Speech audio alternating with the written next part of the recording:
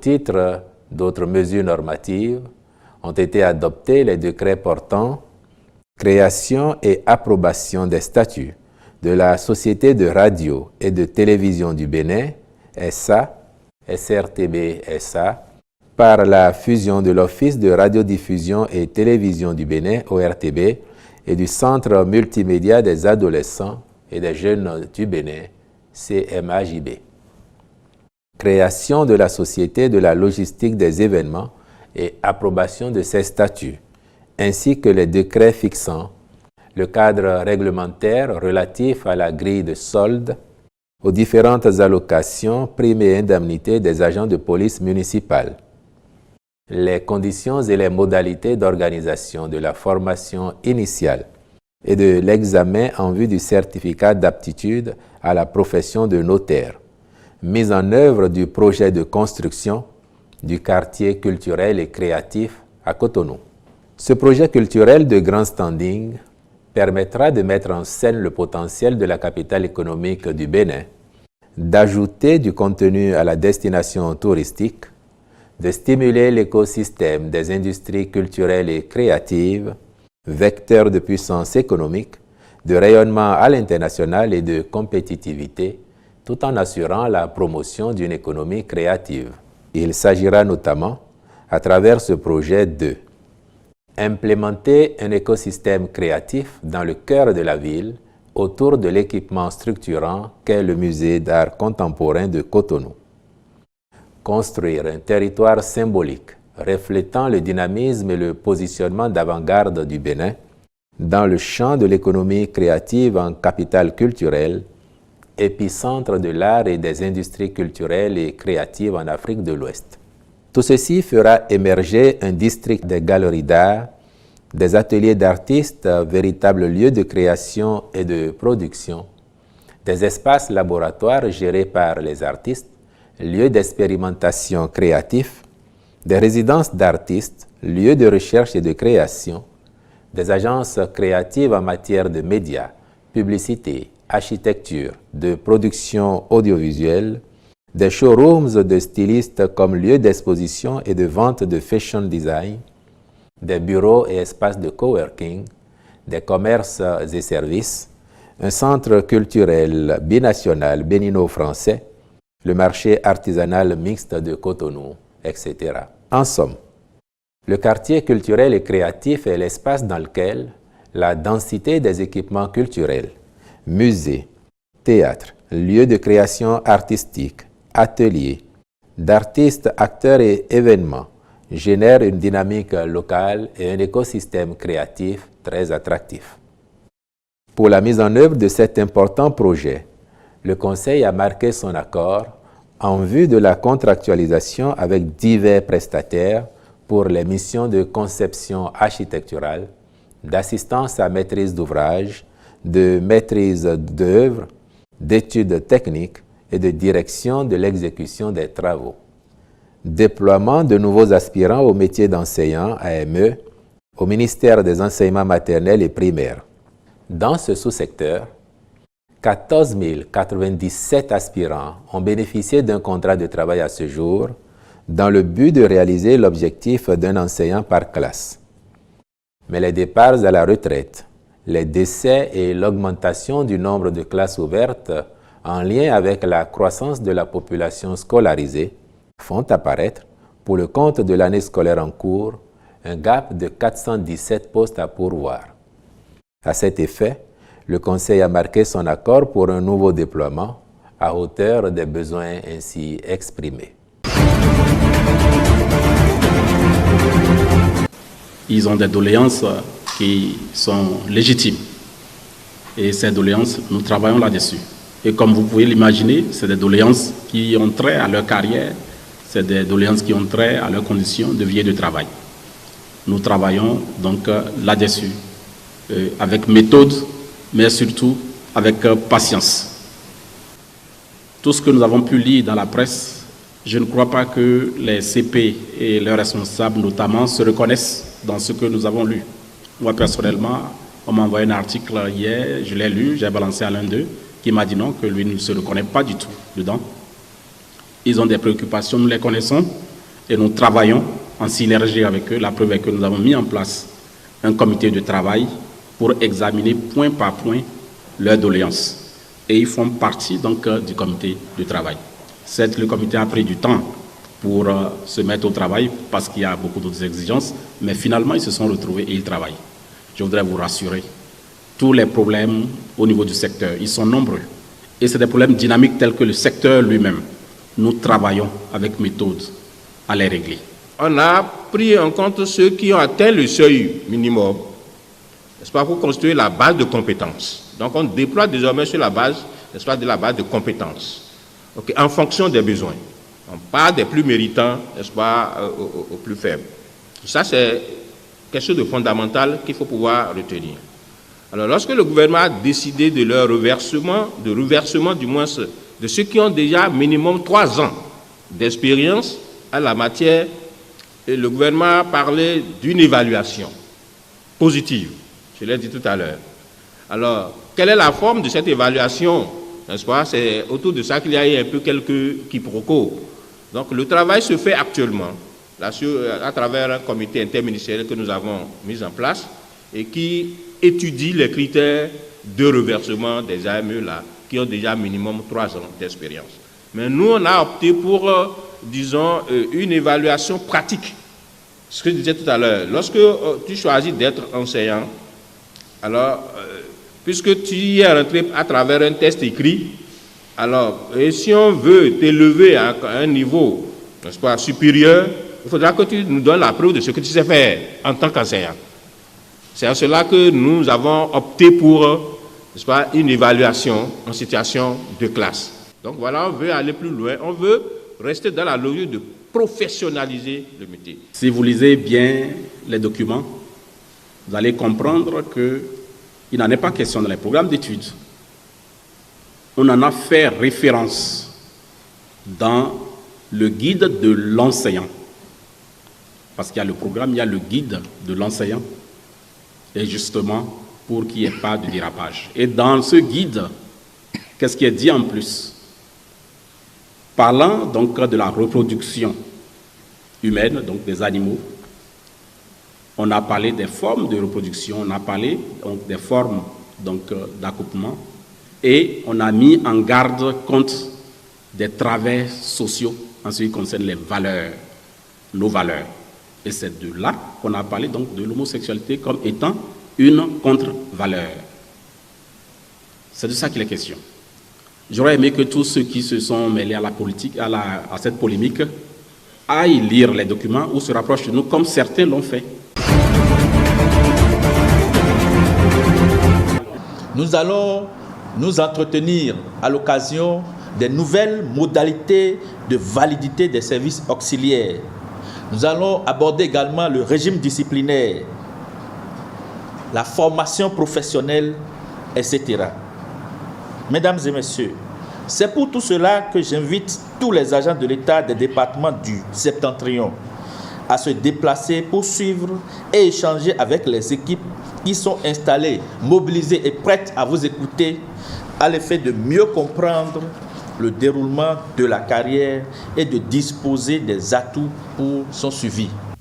Aujourd'hui, il importe de saluer les avancées notables réalisées en matière de suivi de carrière et d'obtention de leurs actes administratifs par les agents de l'État. Comme dira l'autre, je cite, des milliers de kilomètres séparent la situation des agents de l'État d'aujourd'hui de ceux d'il y a quelques décennies.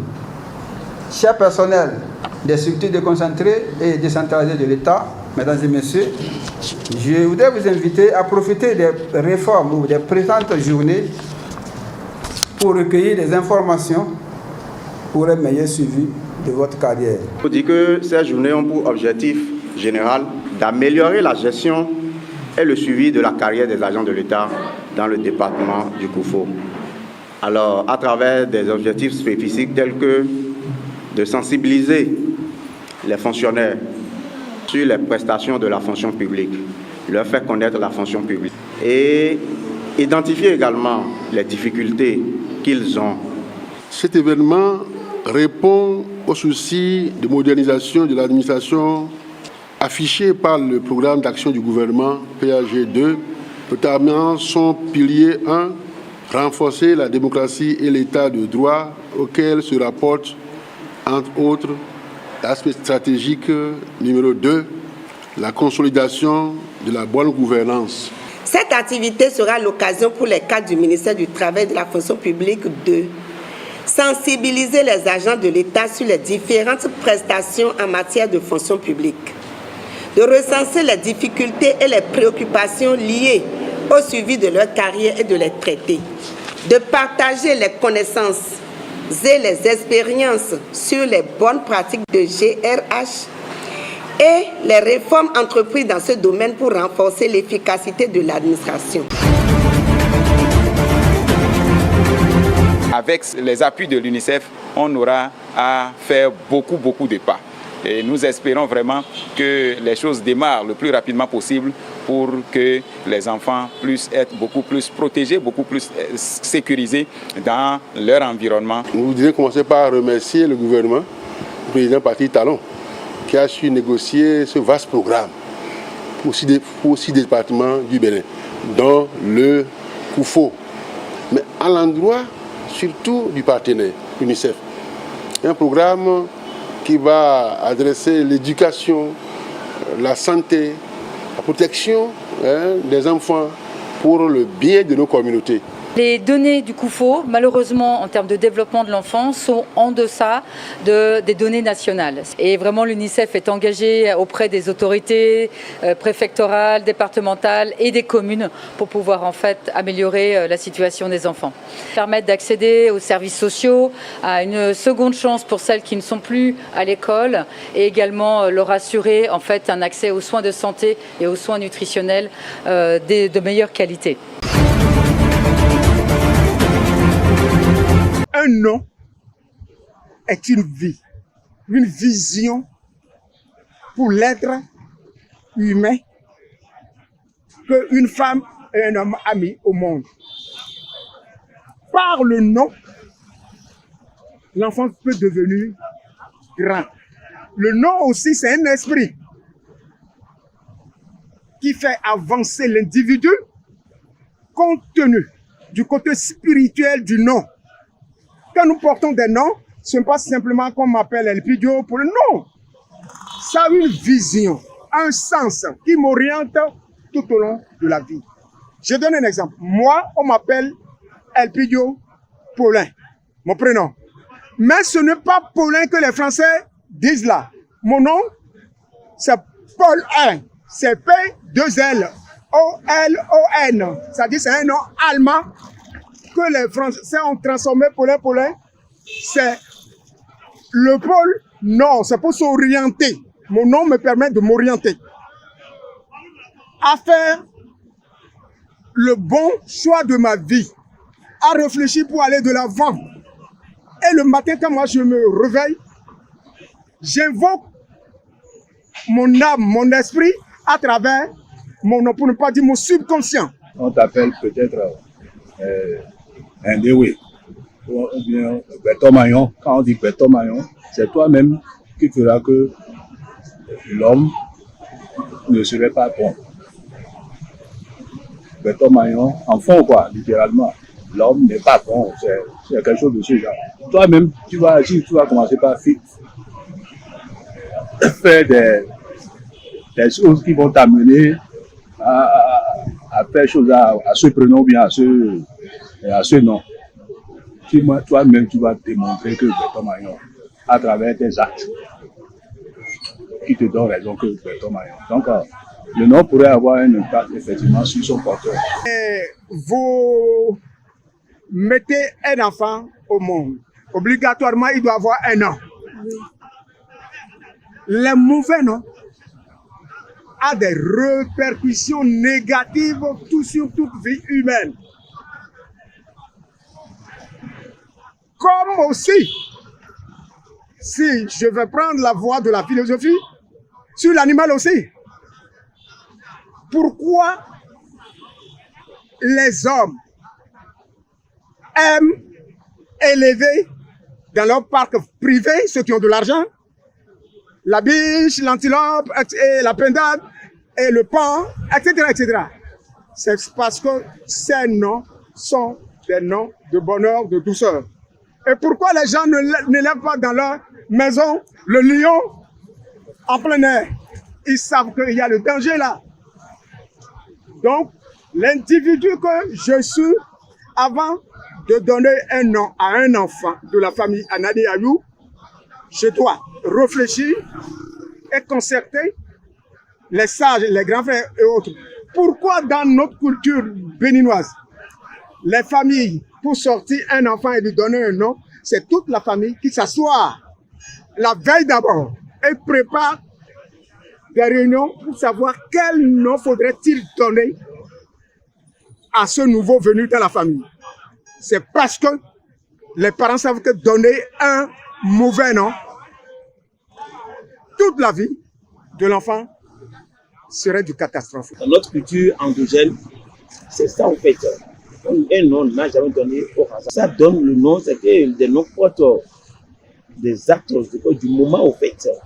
Nous, Africains en général et Béninois en particulier, nous sommes tellement aveuglés par l'ignorance que les Français nous ont inculqué et nous rejetons tout ce qui est positif dans la culture africaine.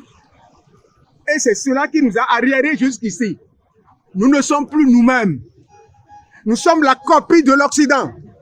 Et comment est-ce que vous pouvez vous développer avec la langue de quelqu'un d'autre?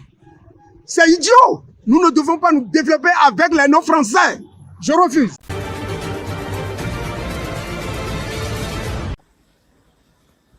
Depuis des années, des groupes liés à Al-Qaïda et à l'État islamique sévissent au Sahel, vers les États côtiers d'Afrique de l'Ouest comme le Bénin. Même si le Bénin aurait été durement touché avec des attaques dont le nombre aurait triplé selon l'ONG ACLED, de nombreux habitants des régions concernées n'ont pas vu l'ombre d'un djihadiste et déplorent une mauvaise presse pour la région. Je ralenti un peu.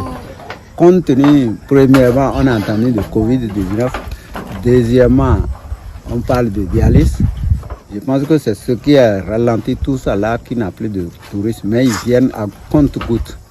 Et présentement, ce que je vois, moi j'entends la radio des dialyses, je n'ai jamais vu. Le maire du village de Matéri assure que la situation est stable et que contrairement aux tableaux dépeints par les médias, les alertes à la bombe ou les enlèvements ne seraient que des rumeurs selon le responsable. Aucun terroriste ne s'est installé dans les environs. Jour comme de nuit, les forces travaillent, les populations aussi sont disponibles et collaborent. Donc quand on parle de terrorisme, on parle de tout ceci, c'est notre position frontalière avec le Burkina et qui fait qu'aujourd'hui on pense qu'on est exposé. Aucun terroriste, aucun mouvement, aucune organisation, aucun groupe n'est venu s'installer ou bien n'a tenté de s'installer dans la commune. Contrairement à ces avis qui se veulent rassurants, l'analyste politique béninoise Nadia Nathan ne nie pas la menace djihadiste. La politologue estime que le Bénin a besoin de mettre en place des mesures préventives en faveur d'une stabilisation, non seulement sur le plan sécuritaire, mais aussi socio-économique. En plus de la réponse sécuritaire, il faut une réponse sociale, économique et de développement. Il est important d'instaurer la confiance et de travailler en étroite collaboration avec les communautés. Nous pourrons ainsi nous assurer que les djihadistes ne parviennent pas à infiltrer le pays. Selon les experts, les attaques au Bénin ne sont que la partie visible de l'iceberg. La véritable menace réside dans les recrutements locaux. Alors que le gouvernement béninois réprime les habitants, dont les conditions de vie sont déjà difficiles, les djihadistes pourraient infiltrer ces villages appauvris en promettant de construire des routes et des hôpitaux si les habitants les aident à contrôler la région.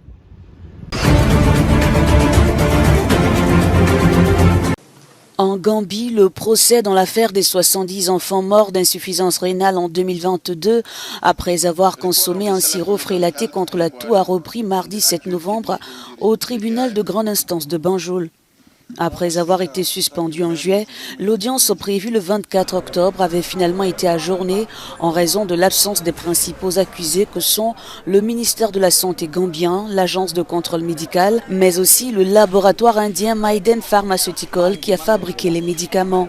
20 familles endeuillées ont engagé des poursuites judiciaires et réclament 250 000 $ de dommages et intérêts pour chacun des enfants décédés. Selon l'acte d'accusation, les autorités sanitaires gambiennes n'ont pas respecté la loi qui leur impose un contrôle approfondi de tout médicament importé. De leur côté, les avocats du ministère et de l'autorité nationale ont affirmé que les enfants sont morts après avoir bu de l'eau sale. Le laboratoire indien nie également toute responsabilité. La Gambie ne disposait pas de moyens pour tester des produits. C'est en octobre dernier que le président Adama Barrow a annoncé la création d'un laboratoire national de contrôle de la qualité des médicaments.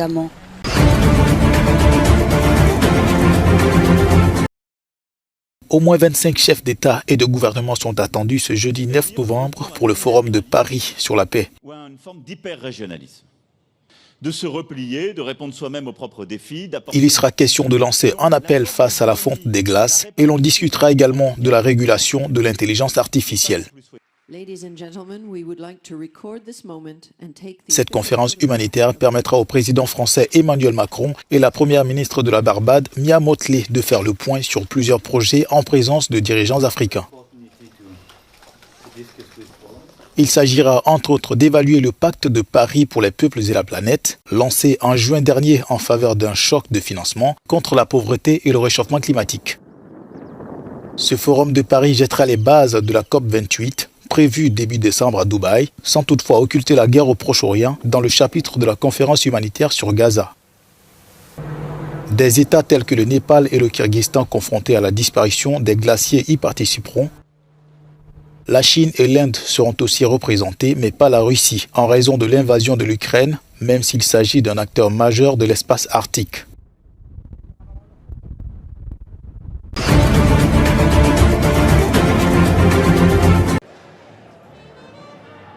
Après des travaux de rénovation chiffrés à 70 millions de $, le célèbre théâtre égyptien d'Hollywood renaît désormais sous l'égide de Netflix. Restauré dans toute sa splendeur d'antan, ce temple du cinéma inspiré de l'Égypte antique va rouvrir ses portes jeudi à Los Angeles. Il avait été inauguré en 1922 lors de la première de Robin des Bois. Le design actuel du théâtre devait être inspiré de l'Espagne, mais c'était trop cher pour son créateur Sid Groman. Il a donc dû opter pour quelque chose de moins cher et donc de la peinture. S'il était très populaire dans ses débuts, le théâtre égyptien a ensuite connu des difficultés. Quelques années après son ouverture, son propriétaire s'en est désintéressé pour construire le Chinese Theatre quelques mètres plus loin. Puis, le théâtre a été largement endommagé par un tremblement de terre en 1994. Tout à Hollywood est une question de symbole, et ce théâtre est probablement l'un des symboles les plus emblématiques de la ville. Et les gens qui viennent ici veulent le voir, et malheureusement, il était en train de s'effondrer.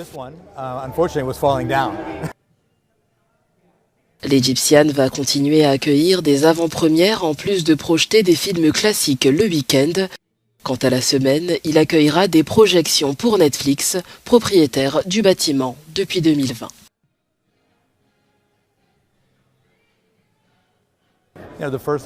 La toute première avant-première d'Hollywood s'est déroulée ici même, il y a 100 ans. C'est incroyable. Après avoir aspiré les meilleurs réalisateurs du grand écran ces dernières années, Netflix s'offre ainsi une salle chargée d'histoire, l'occasion pour le géant du streaming d'affirmer sa place désormais incontournable dans l'industrie.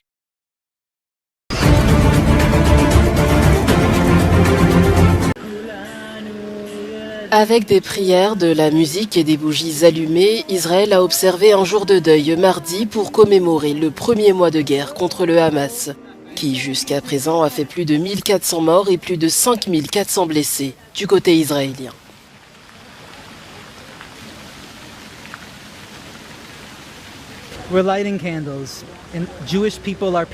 Nous allumons des bougies pour le peuple juif, qui est un peuple de lumière. Et nous commémorons aujourd'hui cette lumière qui brille pour tout le monde. Et en mémoire des 1400 personnes qui sont mortes, assassinées, et des 240 personnes qui sont toujours prises en otage. Nous sommes venus allumer une bougie et mettre une photo sur la place d'Izengoff à Tel Aviv, en mémoire de notre ami avec les membres de notre communauté, pour que tous ceux qui passent ici sachent que derrière ces 1400 noms, il y a des familles et des gens dont la vie a été détruite. Au mur des lamentations de Jérusalem, l'un des lieux les plus sacrés du judaïsme, une prière de masse a été organisée pour le retour des otages, au cours de laquelle a été allumée une torche qui, depuis ce mercredi, fait le tour de plusieurs capitales du monde entier.